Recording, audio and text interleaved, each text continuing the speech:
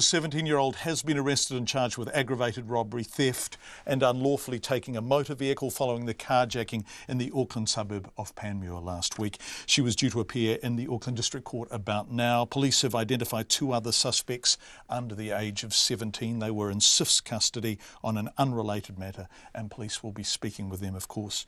65-year-old Nancy Voon suffered concussion, a broken nose, cheekbones and teeth, and extensive bruising in the attack, which occurred in the Auckland suburb of Panmure on Wednesday. She is now home, and her family wanted to say a heartfelt thank you for the extraordinary care and support they have received from police, from hospital staff and from countless members of the public they will never even meet.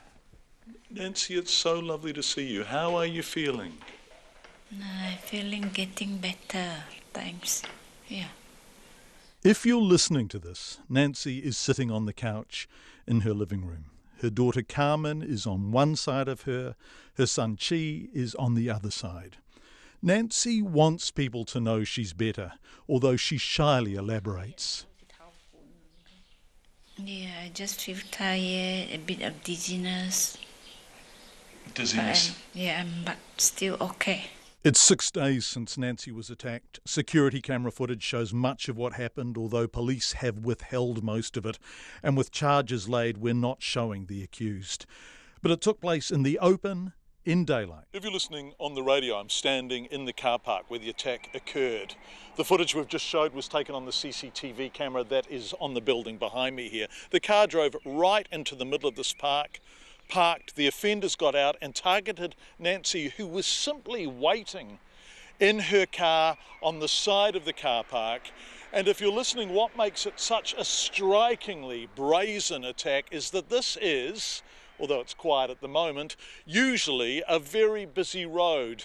This is a main arterial route between Panmure and Pakuranga and Howick. It's right out in the open, and normally there is a lot of traffic going by. Nancy was hospitalised for 4 days. Now she's home, surrounded by family, and when we arrived, ladies from her local church.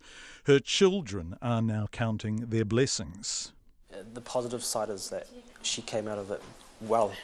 There was no life-threatening injury, and she's still here next to me. So that's the real positive part, that we still have a mum at the end of the day. And that's all that matters. Other things is replaceable. So just you can't replace mum and dad. That's the key thing. Yep. The one thing I'm struck by, both seeing your mum now and seeing her in hospital last week, is how little she is, how physically little. Yeah, she's a small person. She is 45 kilos. I know, just a little over 6 foot, I think. Oh, 5 foot. 5 foot. Yeah. Yeah. But yeah, she is small, very petite and fragile. There was no way she could defend herself or fight back, which perhaps in part explains the outpouring of public support for her, and the family have been overwhelmed by that, and they are so grateful. Mostly we just like to thank the social media. We would like to thank the community, that the church and things like that. So my mum, all my friends and relatives, and my family, especially my family. Yep. Families, church members, the media, everybody, including yourself too. Yeah, it's overwhelming. Yeah, thank you very, very much. Yeah, my mom is she's really thankful, sincerely thank you, everybody.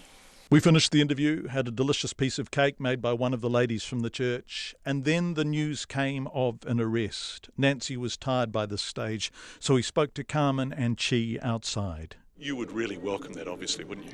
Yeah, definitely. So it's a good feeling, first and foremost. But yeah, it's pretty much we have to thank the police. They've been working hard, especially the detective. They've been working overtime over the weekend as well. So we'd just like to pretty much thank them. They came around this morning to see your mum and get a statement? Yes, that's correct. Yeah. So just to see what the event on that day, so it's the first time that my mum could actually, go back to that time and just spoke about it. It was quite hard, but we got through it. Using a translator, obviously. Yeah, well, yeah, the police, she spoke Mandarin as well. So yeah, English and Mandarin. Yep. So this is great news for you and for your mum, because obviously she was feeling immense pressure with the alleged offender still at large. Yep, now I guess she's more relieved, and she feels a bit safer, I guess, that they're locked up. The most important thing is that they won't do it to other people. Yeah. Yep. Carmen, how are you feeling now? Feeling, really good. Yep. Happy for my mum too. I think, it's great that the police work really hard and the media. So fantastic. Thank you so much. Yeah, they need to not harming others, especially elderly. It's Carmen and Chi, Nancy Voon's daughter and son.